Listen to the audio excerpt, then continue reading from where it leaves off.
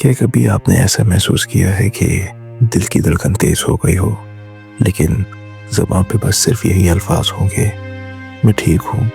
वो गुस्सा जो अंदर उबलता है, खामोशी की चादर में दब जाता है। वो लम्हा याद है जब किसी ने आपको टोक दिया, यानी आपने जो कहा वो गलत था, या आपका ख्वाब मजाक में उड़ा दिया गया। तो उस वक्त आंखों में एक आग सी लगी, लेकिन हंसते हुए बोल गए कि कोई बात नहीं। आखिर क्यों? क्योंकि शायद हम डरते हैं इसलिए, और जज्बात का खुलकर इजहार खतरे जैसा लगता है। लेकिन अब सवाल ये है कि वो गुस्सा कहाँ गया? कुछ पल के लिए आपने इसे आंखों में झांकने दिया, मगर फिर अंदर की तारीकी में लटका कर भूल गए। वो तेज धड़कन, वो जल्दी ज़बान, सब रह गए एक बेनाम याद की तरह। ये खामोश गुस्सा एक ज़ख्म बन जाता है जिसे आप रोज़ छुपा कर रखते हैं और सोचते हैं कि मुझे तो खुश रहना है। तो आज ज़रा रुक कर सोचिए, गुस्सा सिर्फ जज्बात का शोर नहीं, ये आपकी हदों की हिफाजत का ऐलान है। जब आप खामोशी से बर्दाश्त कर लेते हैं तो ये अंदर बैठकर आपको गुनाह, थकावट और खुद को कमतर महसूस करने पर मजबूर करता है।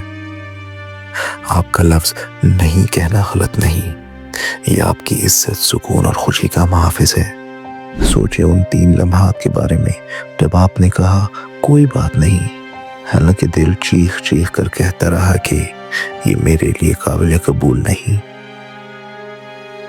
अब एक आसान सा काम करें, एक कागज और कलम उठाएं और वो 3 वाक़यात लिखिए जब आपने कहा ये ठीक है। हर वाक़े का एक लफ्ज़, मसलन गम, झुंझुलाहट, नाकाबिले बर्दाश्त वगैरह। एक छोटा जुमला, अगली बार मैं कहूँगा नहीं। ये लफ्ज़ नहीं आपके मुहाफ़िज़ का पहला कदम है। याद रखिए, गुस्सा आपका दुश्मन नहीं, ये आपका ग्राउंड है जो आपको बताता है कि ये मेरी ज़ात का हिस्सा है, इसे कबूल करो। जब आप खुलकर लफ्ज़ नहीं कहते हैं तो आप खुद को 2 पाँव पर खड़ा करते हैं, अपनी इज्जत को मजबूत करते हैं और दिल के ज़ख्मों पर मरहम रखते हैं। तो आज से खामोश गुस्से को आवाज़ दें, अपने अंदर की ताकत को जगाएं और अपनी ज़िंदगी अपने हुक्मरान हाथों में लें। जाने से पहले कमेंट सेक्शन में ज़रूर लिखिए वो एक लम्हा जब आपने कहा था ये ठीक है, मगर कुछ भी ठीक नहीं था।